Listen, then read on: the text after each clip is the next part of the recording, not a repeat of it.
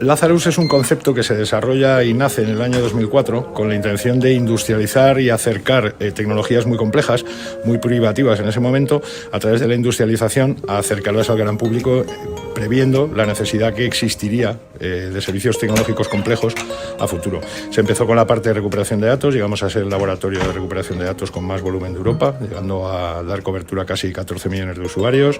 Se ha ido integrando toda la parte de seguridad en torno a los ciclos de información, de la información contenida en los propios dispositivos, y actualmente una de las áreas que más crecen es precisamente el ciberriesgo, para garantizar la continuidad de negocio, y la parte de informática forense, porque se ha hecho absolutamente imprescindible poder analizar el contenido y la trayectoria histórica de la información y los hechos que representan en casi todos los entornos judiciales. Soy Manuel Huerta, soy el CEO y fundador de Lazarus Technology.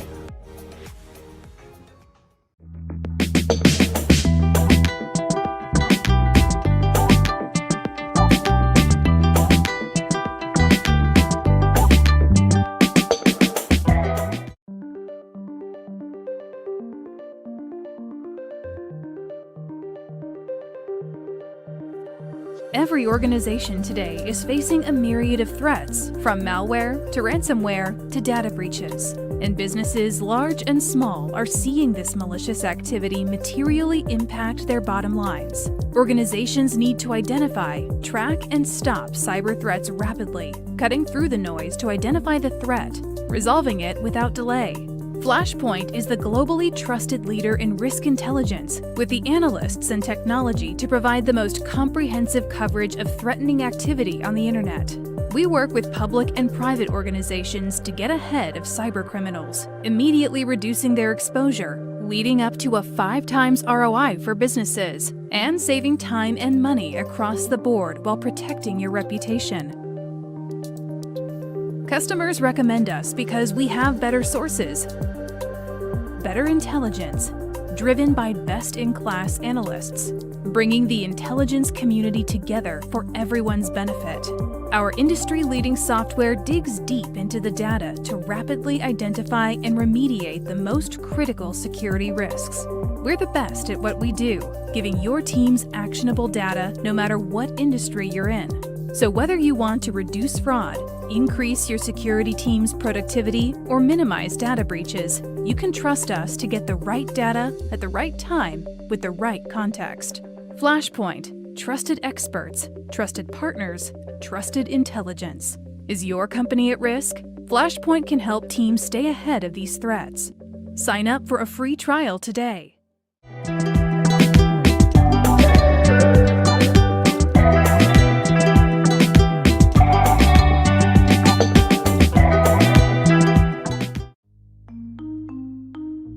Bigu es una plataforma de ciberseguridad especializada en la detección proactiva de phishing, suplantación de identidad en redes sociales, exposición de datos y mucho, pero mucho más. Ofrece un monitoreo de activos digitales en la red superficial, Deep y Dark Web, apoyándose en procesos automatizados e inteligencia artificial, que ayuda a tomar decisiones proactivas y evitar así que se materialicen estafas, fraudes y distintos tipos de ataques. Cuenta con la capacidad de otorgar una visibilidad completa, generar reportes claros y concisos en forma ágil y a un solo clic de distancia. Brinda alertas personalizadas. De este modo, a través de distintos canales, recibirás las notificaciones que creas relevantes en el momento en que se detecten, asignando una criticidad determinada y reduciendo notablemente posibles falsos positivos. Bigu te puede ayudar a detectar y evitar, entre otros, filtración de datos sensibles, phishing, suplantación en redes sociales, credenciales expuestas, brechas de seguridad, subdominios e IPs desatendidas y o vulnerables. Además, contamos con analistas especializados, los cuales podrán administrar la plataforma y llevar adelante las recomendaciones necesarias. Be proactive, be safe, be good.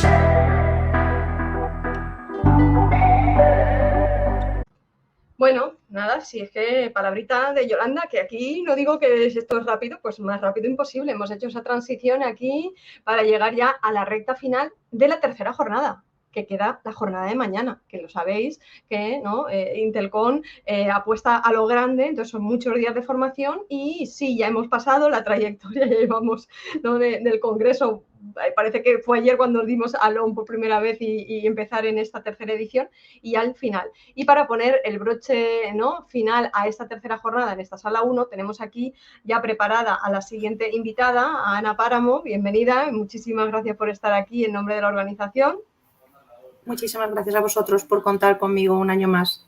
Sí, exacto, porque aquí vamos fichando, ¿no? En los que vamos ya, nos dan puntos extra por repetir la experiencia. Lo pasamos tan mal que repetimos experiencia en el Congreso, ¿vale? Vosotros a compartir conocimiento, yo, bueno, pues para estar aquí acompañándoos también y con el tema de streaming. Entonces, es eso, que ¿no? Se pasa bien, se comparte y se aprende mucho porque se aprende con todos. Bueno, pues tú nos vamos a meter en el tema del Humming y Cyberhumming, si es 1, 2, 3 o 25, ¿vale? Por decirlo, mira, se te ha quedado con lo de las notas, si le puedes poner en pantalla completa, a lo mejor, de poder, a ver, para que se vea, para que se vea en la pantalla. Pues créeme, perdona, que es que la he pasado, a ver, perdona. Para que se vean el... Sí. Con la siguiente slide, ¿vale? Ahí, ¿no? Ahí, ahora sí, lo tenemos ahí. Para determinar, porque nos metemos ya en esa inteligencia obtenida en fuentes humanas y para determinar si cuando se define la parte ciber es una independiente o forma parte de la misma. Así que nos lo vas a aclarar. Yo me quedo aquí en la retaguardia. Las posibles preguntas que lleguen a partir de los invitados, ¿vale? Pues yo te las trasladaré al final. Y tranquila, el tiempo, que aunque no es en la hora asignada, sino más, tú, el tiempo que necesites hasta llegar a la recta final. Adelante, Ana.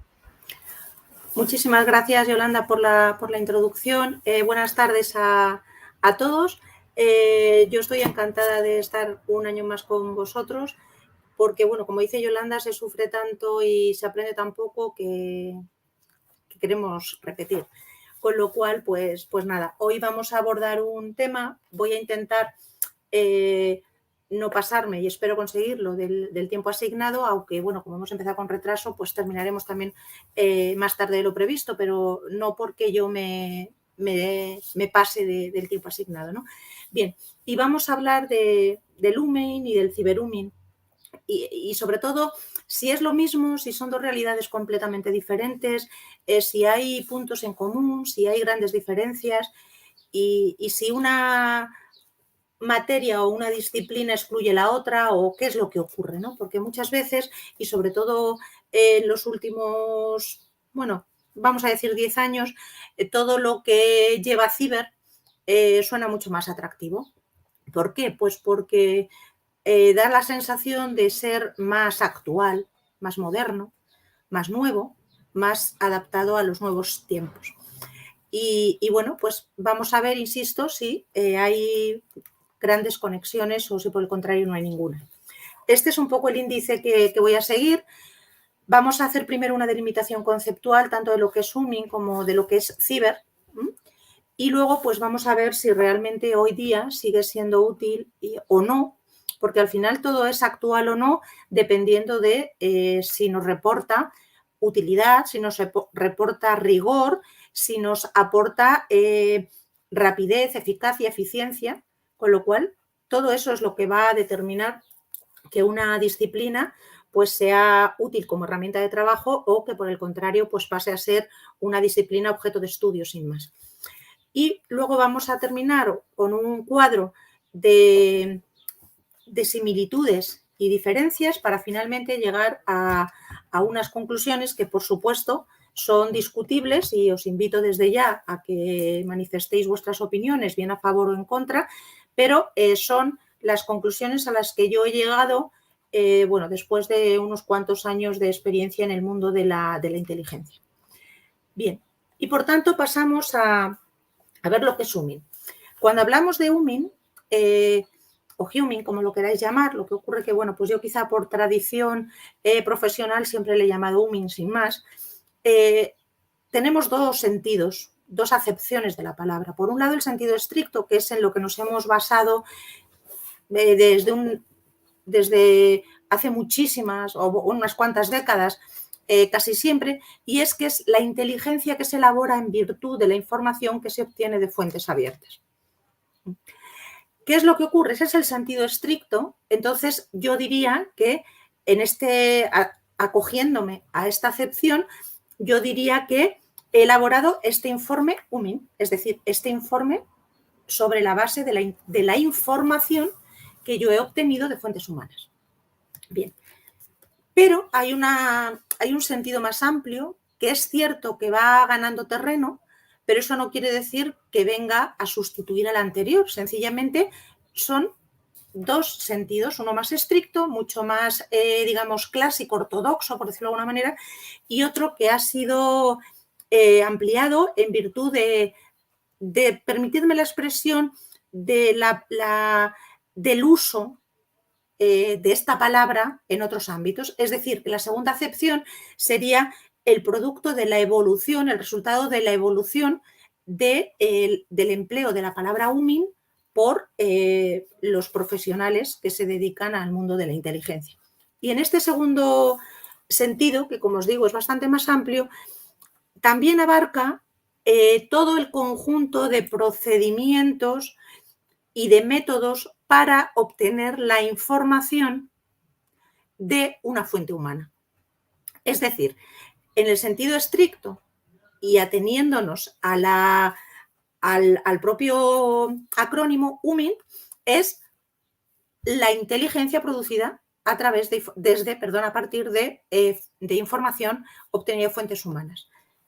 Pero, insisto, que por extensión también se entiende esos procedimientos UMIN. De hecho, fijaos, cuando vemos, por ejemplo, anuncios de cursos UMIN, normalmente en esos cursos no nos enseñan a producir inteligencia de esa información que obtenemos de fuentes humanas, sino que a lo que nos enseñan es a hacer UMIN en el sentido de seleccionar fuentes, acercarnos a ellas, gestionar las relaciones, etcétera, etcétera. Con lo cual veis un poco que este es un ejemplo de la evolución de una palabra, un acrónimo en este caso, por el uso que la sociedad, que los profesionales hacen de ella. Bien, ¿con cuál nos vamos a quedar? Nos podemos quedar con el que queramos a los efectos de esta sesión, porque cuando hablemos de UMIN y ahora hablemos de ciberUMIN, vamos a ver que UMIN es común para las dos, vamos a decir, las dos disciplinas o una sola, ya lo veremos después al final, ¿no? Pero lo que variará será ciber, que lo tiene solamente una de las palabras. Entonces nos podemos quedar con la que vosotros queráis, pero sí que es bueno que sepáis como profesionales de la inteligencia, ciberinteligencia, seguridad, etcétera, etcétera, que UMIN tiene estas dos acepciones y que quizá hoy día la acepción más utilizada de una forma consciente o inconsciente es esta segunda. Bien, ahí tenéis, bueno, las referencias que seguro que las conocéis. Bien, vale. Fijaos cuando decimos esto es útil o no es útil, el UMIN.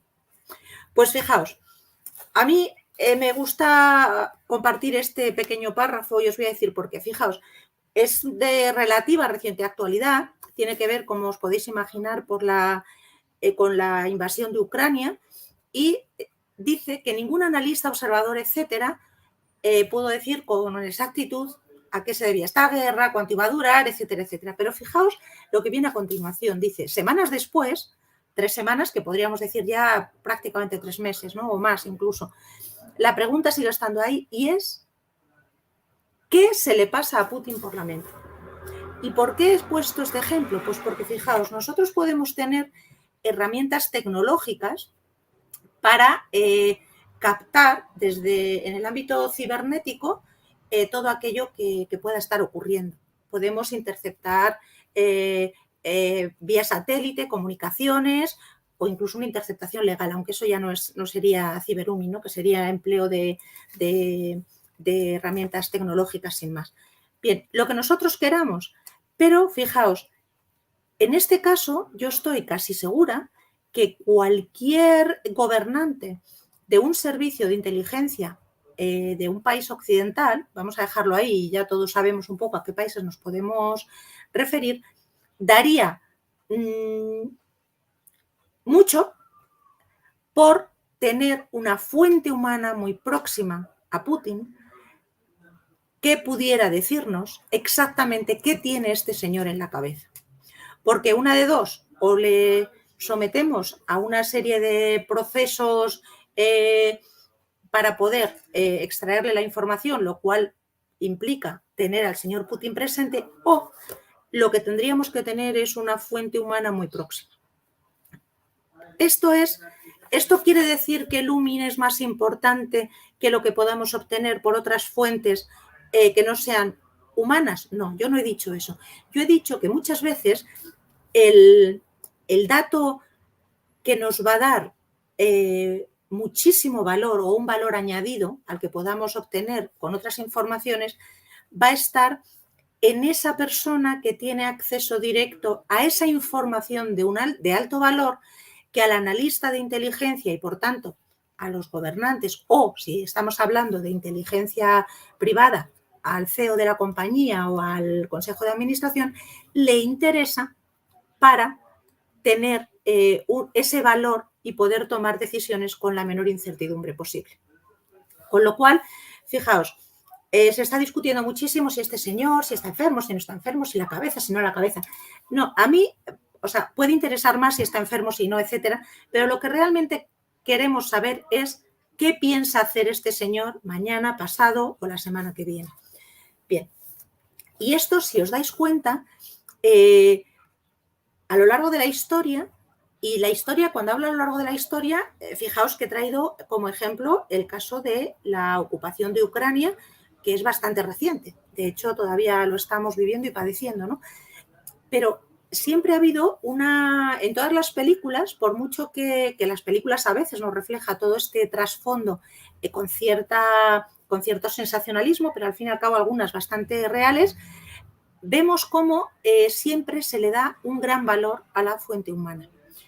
Una cosa que nos hace, o un dato que nos hace retrotraernos un poquito en el tiempo, pero bueno, tampoco hace tanto. Cuando se produjeron los atentados terroristas del 11 de septiembre de 2001, vosotros sabéis, muchos de vosotros incluso habréis leído el informe que realizó la comisión del Congreso encargada de asuntos de inteligencia. Bueno, es un informe público al que se accede cualquier persona que quiera y lo puede leer, es extenso, pero bueno, para aquellos que seáis apasionados de este mundo sí que tiene interés. Y lo que hizo fue extraer lecciones aprendidas. Y extrajo muchas y muy variadas, y de hecho eso implicó que muchos servicios de inteligencia tuvieran que cambiar sus formas de determinados procedimientos, vamos a dejarlo ahí. Pero una de las conclusiones que se pudieron extraer de ahí fue que se había otorgado finales de los 90 un valor extraordinario a las fuentes técnicas. Entendido por fuentes técnicas todas las que os podáis imaginar, imágenes, comunicaciones, lo que os podáis imaginar. Y que se había dejado de lado el factor humano, la fuente humana. Bien, pues que sepáis que eso que se dijo en el año 2001, a día de hoy, también sigue siendo vigente, porque no es que una cosa pueda sustituir a la otra, sino que complementa. Normalmente, fijaos, cuando nosotros hacemos ciberuming podemos conseguir información, etcétera, etcétera, pero muchas veces ese acceso directo a lo que es la persona nos sirve para obtener ese smart data que dice algún colega, que es lo que nos va a dar el valor. Y luego fijaos que además cuando nosotros hacemos UMIN, y ahí veremos que es una de las posibles diferencias, aunque esté adelantando datos respecto al ciberUMIN, es que en el mundo UMIN, por ejemplo, la detección de la mentira, por ejemplo, es relativamente más sencilla. ¿Por qué? Porque si tenemos a una persona pues, face to face, como se dice ahora, pues es con el lenguaje no verbal es relativamente más sencillo captar esos posibles engaños, gestos de incomodidad o gestos de no sentirse a gusto con lo que nos está contando, de evasión de respuestas, etcétera, etcétera. Bien.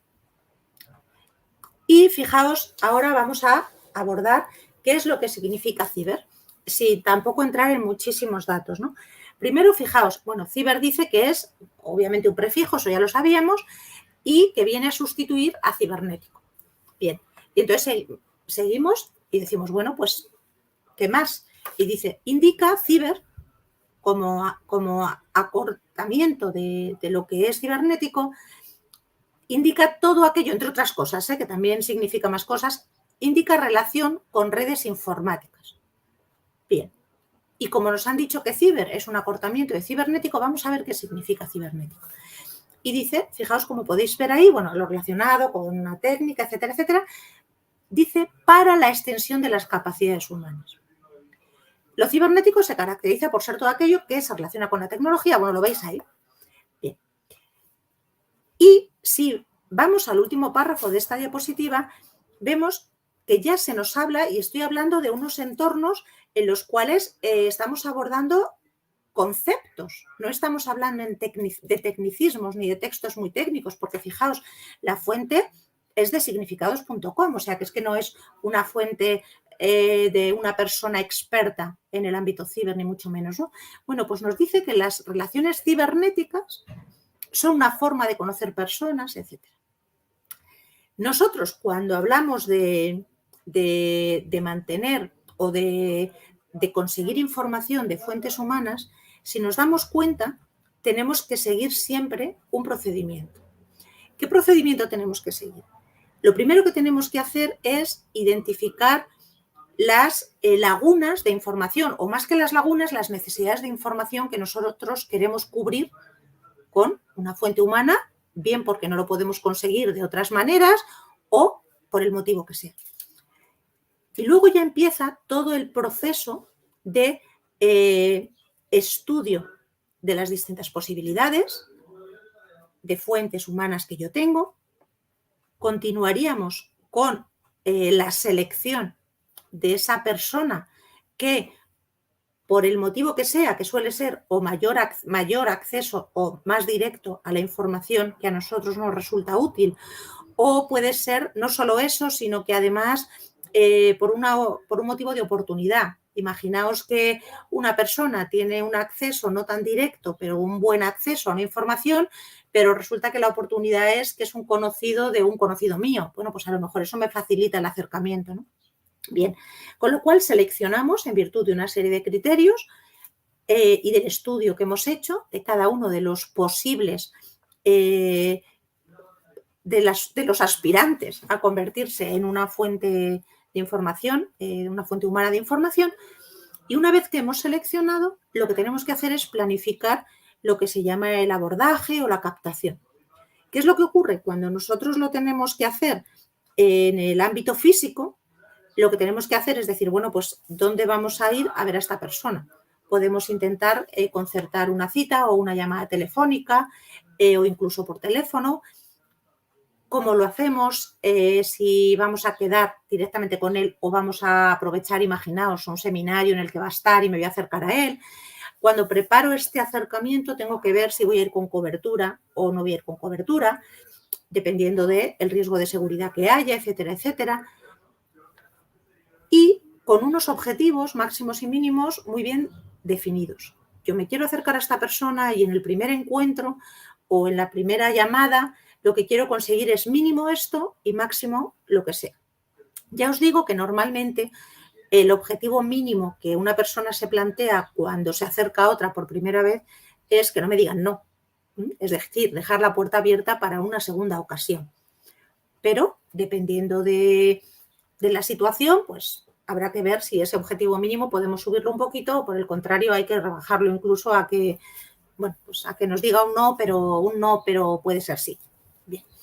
Con lo cual, fijaos, y una vez que luego se produce ese acercamiento, la relación tiene que ir consolidándose y es la persona encargada de obtener la información quien va gestionando la relación y quien va tratando de decirle a la fuente humana, en general, dependiendo del tipo de fuente humana que sea, qué tipo de información necesita, etc. Habrá veces pues, que las fuentes humanas, ya sabéis, son remuneradas, otras gratuitas, bueno, depende. Bien. Y finalmente se gestiona la relación y siempre, y esto fijaos que se dice yo creo que en todos los manuales, pero no siempre se hace en la práctica, es tener previsto lo que llamamos el desenganche. Es decir, algún día es muy probable que tengamos que interrumpir la relación con una fuente humana. Puede ser por 1000 motivos. Fijaos, puede ser pues porque si yo soy la persona que se relaciona con esa fuente humana, pues abandone la compañía, por ejemplo. O puede ser porque cambie de destino y entonces ya no llevo esos asuntos. O puede ser incluso porque la propia fuente cambia de sitio y ya no tiene acceso a la información a la que antes sí tenía y por tanto ya no es útil lo que me puede reportar. O por un motivo de enfermedad o de vacaciones.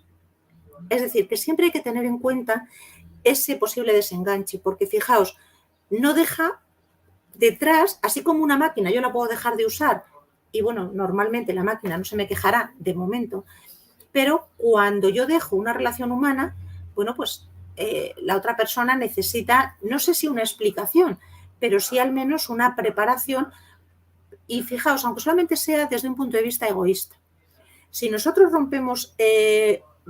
interrumpimos una relación con una fuente, lo que debemos evitar siempre es que esa fuente termine despechada, se sienta maltratada, porque eso puede ser una vulnerabilidad para la institución a la que nosotros representamos. Da igual que sea una institución pública o una institución privada.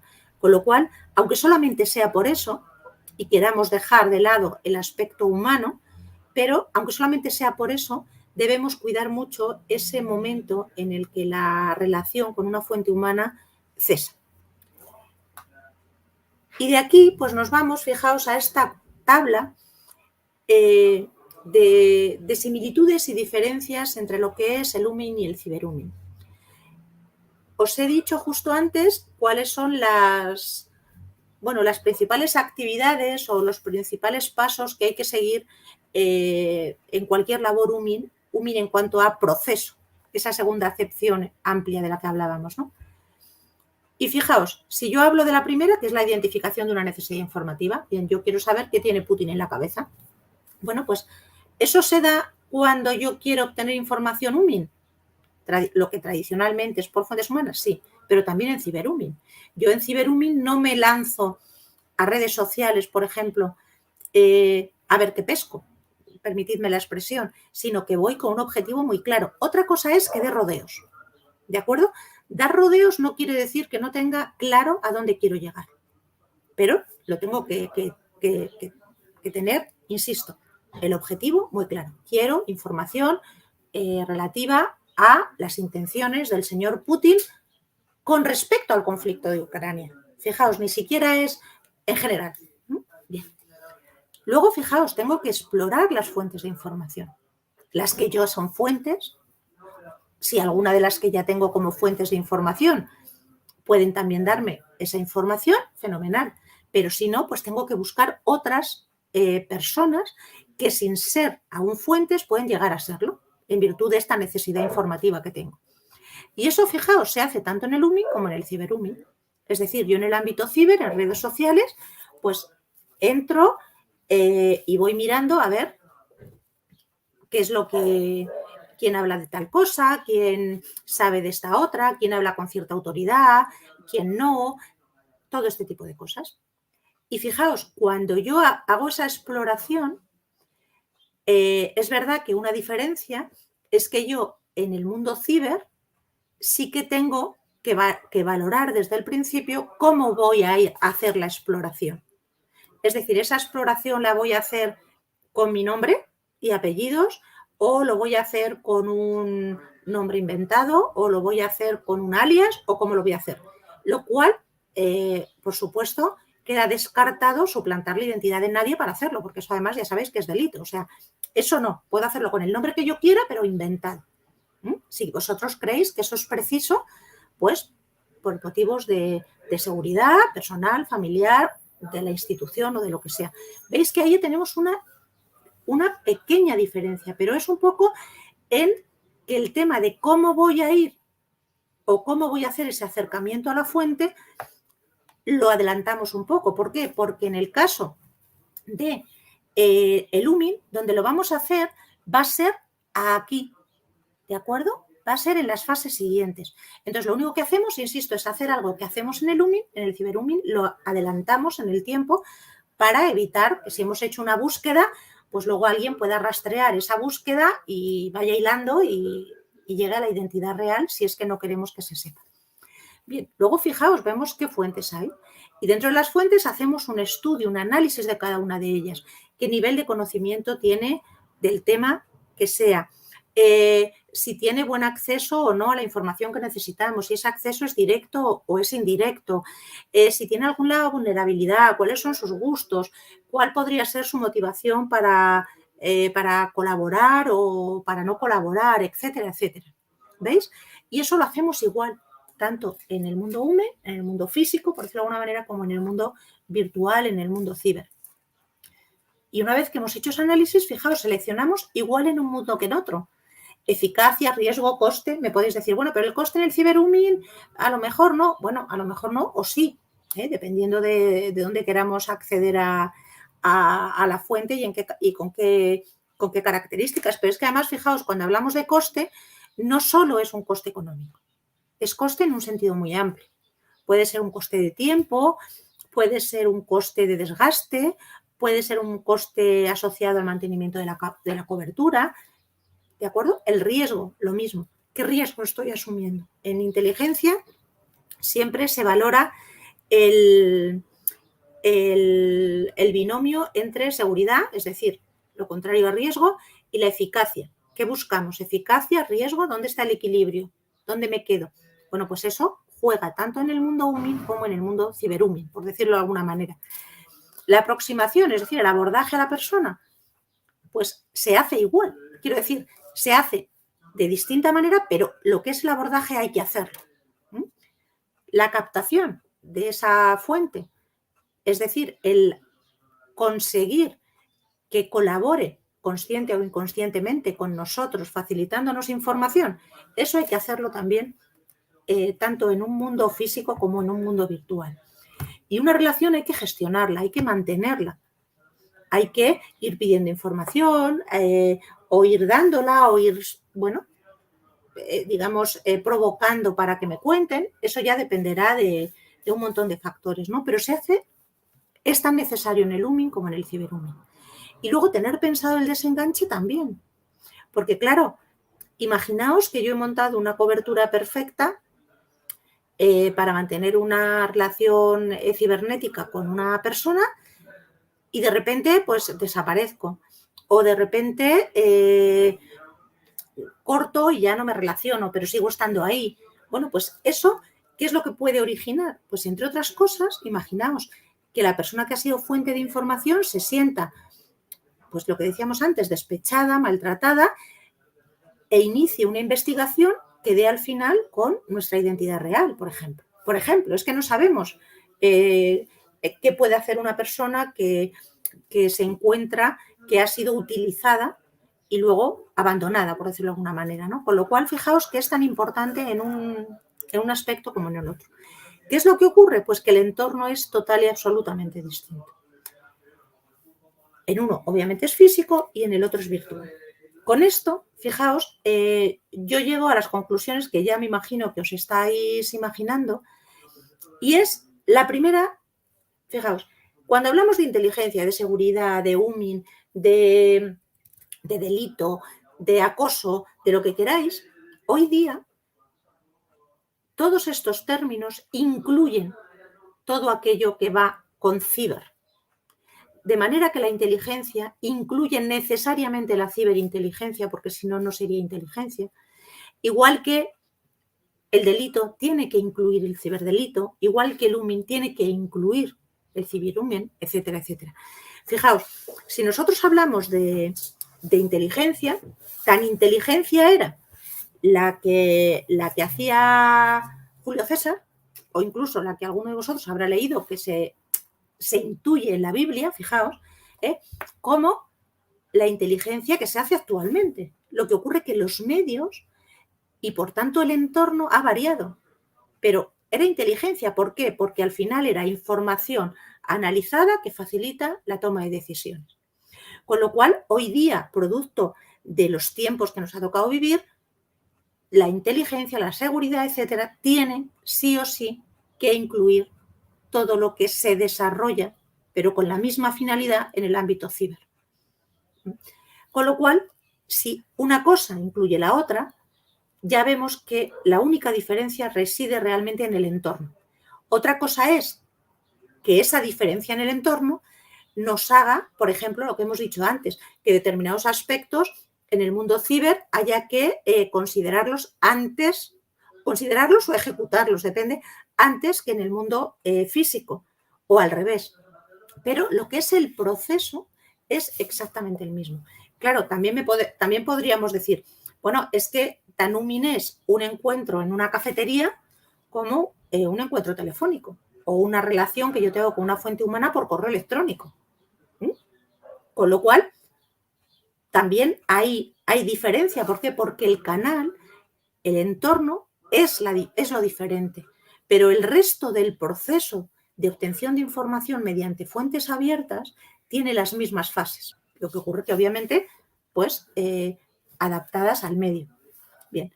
Y, por tanto, en la conclusión a la que yo llego, y que no sé si compartís o no, y os invito a que lo discutáis si lo estimáis oportuno, son dos dimensiones de una misma disciplina, en las cuales lo único que varía es el entorno físico o virtual en el cual se desarrollan esas actividades. Pero he tratado de explicaros que los objetivos y todas las fases del proceso propio del UMI son aplicables y de hecho creo que se aplican en el mundo ciberUMI. Lo único, insisto, pues que claro, en el UMI tenemos coberturas de muy variado tipo, cambios de apariencia, etcétera, etcétera, y en el ciberUMI pues resulta que tenemos incluso los bots, si queréis, o tenemos identidades, como he dicho, falsas, o tenemos que nos hagamos pasar por expertos en terrorismo y resulta que somos, pues no sé, pescaderos, yo qué sé. ¿Veis un poco, no? Entonces, eso son cosas, pero que si nos damos cuenta, también las tenemos que tener presentes en el mundo físico, no solamente virtual. Bien, y con eso, pues, quiero daros las gracias a todos. Espero, bueno, creo que me he pasado un minuto de los 30 que tenía asignados, por lo cual os pido disculpas y estoy dispuesta a contestar a cualquier pregunta o comentario que queráis hacer. Muchísimas gracias por todo y, por supuesto, gracias también a los organizadores. Ana, ¿cómo es eso de me he pasado un minuto? No te has pasado nada, has estado cuadrando el tiempo. Te he dicho que tú tranquila, que oye, un minuto, la gente que está aquí con la gana y el hambre que tiene de conocimiento, un minuto ya queremos en el S. Yo te he dicho que el tiempo que tú... Ya lo sé, ¿no? Si estamos en el S, si queremos cuadrarlo. Pero ya te había dicho que como hemos partido con ese de tiempo acumulado, obvio, cuando han pasado tantos ponentes desde las 4 de la tarde, hora española, de que iniciamos el stream, pues directamente nada, ni un minuto ni nada, te habían concedido un montón, porque desde luego la gente, como está diciendo, eso, o sea, ha sido muy interesante. Te paso un poco, bueno, son más que preguntas en plan sus comentarios también de aportaciones, ¿vale? Mira, lo ves, está muy interesante, la gente, brillante presentación, un poco de todo. Mira, Hinray decía, creo que otra gran diferencia es el grado de anonimato, ¿vale? Mucho mayor en Internet que en la interacción física, es una gran ventaja en según qué escenarios. A lo que luego aportaba María Gilda, dice, nadie es anónimo en Internet para un experto en estos temas. Eso es. Eso es. Además que cuando tú, por ejemplo, vas en el ámbito físico, en el mundo físico, anonimato, pues depende, porque si te caracterizas muy bien y dices que eres Pepa en vez de Ana, pues, hombre, otra cosa es que luego llegues con tu coche. Claro. Que anoten la matrícula, vean y vean quién eres. Pero bueno. O cuida los detalles o cuida los detalles. Está claro. Eso es. Entonces, claro, al final siempre solemos, o venga, soy Pepa y pago con la tarjeta de crédito. Hombre, pues no, pues muy mal. Claro. Si es que vamos a una cafetería, ¿no? Claro, te abres una cuenta falsa y luego un comentario que le pongas le pones con tu cuenta verdadera, la que te representa a ti en el S, o sea, y se te acaba acabando. Eso, te has dado de alta en un sitio con tu cuenta de correo buena, pues hombre. Exacto, ¿vale? Son esas cosas. Mira, Detective Janus dice, el problema en el ámbito físico, si nos adentramos en el ámbito legal, el problema radica en que se tiene que trabajar con datos reales, por ejemplo, en infiltraciones, dice, porque no coge todos los mismos caracteres, o evitar caer en provocaciones o engaños. Bueno, pero eso también en el ámbito ciber. O sea, quiero decir, a ver, hay que cuidar siempre las formas. Y cuando hablamos tanto del ámbito físico como del virtual, siempre estamos hablando de acercarnos a una persona con un fin legítimo, que es obtener información para un fin legítimo, y con total respeto y cumplimiento de la ley. Hombre. O sea, eso no quiere decir que, bueno, Internet, como me garantiza más anonimato, pues voy a hacer una barra basada. No. Aquí no estamos hablando, los profesionales de la inteligencia y de la ciberinteligencia y del UMIN y del ciberUMIN, etcétera, etcétera. El profesional lo hace siempre dentro de los cauces no solamente legales, sino también éticos. Porque es lo que toca. Claro. Si no entramos en el espionaje, que eso es otra cosa. Claro, y literalmente si no se tienen en cuenta, aparte de la ética, la legalidad, todas las cosas que se te puede desmontar. Luego, quiero decir, se te echan encima, aparte de que tú estás infringiendo la ley en eso, como decir, invalidar todo lo que estás intentando sacar, por decirlo de alguna forma. Eso es, entonces no estarás cometiendo un delito, sino un ciberdelito. Sí, no, pero al fin y al cabo. Sí, la coletilla que le vamos añadiendo porque nos vamos pasando. Sí, es que realmente, como decimos, lo que cambia es el entorno. Realmente es la definición que tú has hecho cuando has dicho que forman parte de, obviamente, la misma disciplina, pero que se aplica a todo, ¿no? Como hablamos, no, es que el mundo de Internet, el mundo de Internet es tan real como el mundo físico, solo que es un entorno diferente. Pues en esto aplica exactamente lo mismo. Si te saltas las normas, las cosas, todo para recabar esa información y tal, utilizando cosas así un poco irregulares, por decirlo, tanto en el mundo físico como en el plano digital, pues mal. Son irregulares en cualquier sitio, claro. Mira, bueno, lo que estaba haciendo la aclaración ahora, claro, como va sobre la marcha voy leyendo en ese y decía, sí, claro, estamos hablando que es muy importante la formación del profesional, no solo de sus técnicas o metodologías. Obviamente el profesional tiene que saber cuáles son las líneas rojas, ¿no? Por decirlo de alguna forma. No todo vale. Pero esa frase aplica a todo. A todo, en la vida. Iba a decir a tantas cosas en la vida y me he quedado así pensando y digo, no, a todo, aplica a todo. Mira, y entra y vuelve a apuntar. Dice, como en un peritaje, como hagas un paso erróneo, te cargas la cadena de custodia o la inviolabilidad de la evidencia. Claro. Totalmente. Pasos en falso, pues en el human o ciberhuman, pues lo mismo, y te llevan, pues como todo. Igual. Las consecuencias pueden ser igual de malas para ti o en el plano personal, pues por el motivo que sea, pues imagínate, te cogen una dirección, te cogen una matrícula, una dirección de correo y van tirando de ahí, etcétera, etcétera. O para la institución a la que representas, para tu empresa, para tu despacho de investigación o para el servicio de inteligencia público para el que puedas trabajar. O sea, eso tiene un coste terrible, claro, un coste, y ahí es coste de seguridad y de reputación. Entran muchos. El coste de seguridad física, daño reputacional, coste que pueda suponer, o sea, exposición en comunicaciones, ¿no? Ámbito prensa, que salgan cosas que, bueno, todo es una cascada depende de qué, pero como tú lo has dicho y lo has indicado al principio, es que la seguridad física en este caso te puede delatar y poner en peligro por recabar esa información que lleva a la identidad real de la persona, sea a través de una pantalla o sea cara a cara, que te has caracterizado y te acaban descubriendo en ese sentido, por decirlo de de alguna forma. Bueno, Ana, pues de verdad un placer, nada del minuto, no cuentes el minuto, los minutos aquí agradables de poder estar hilando y hilando, porque cuando ves tanto conocimiento para poder compartir es súper agradable mantener conversaciones de este nivel. Así es que en nombre de la organización quiero agradecerte que hayas repetido una vez más en Intelcon. Pues muchísimas gracias, Yolanda, por estar aquí representando a la organización y, por supuesto, también a todos los organizadores y a los presentes virtuales, pues agradeceros que habéis estado ahí y a pesar de que supongo que las horas de estar enganchados a los auriculares y a la pantalla pues ya van pesando. Entonces, doble agradecimiento porque, bueno, a pesar de estar al final, estáis ahí, ¿no? Muchísimas gracias y estoy a vuestra disposición para cuando queráis y para lo que necesitéis. Es el agradecimiento a los que están en vivo, que luego los que retoman los vídeos y eso, pero que estamos pensando en España, horario, ¿no? Última hora de la tarde, horario cena, esa cosa, pero en Latinoamérica tanta gente conectada, lo mismo, el esfuerzo da igual en el sitio en el que... Eso es. Las horas de conexión son iguales con independencia que sea por la mañana o por la tarde. Exacto. Entonces, bueno, pero... Tiene el valor añadido de hacerlo en vivo porque tiene la posibilidad de poder interaccionar directamente con los ponentes. Muchísimas gracias, Ana. Muchas gracias.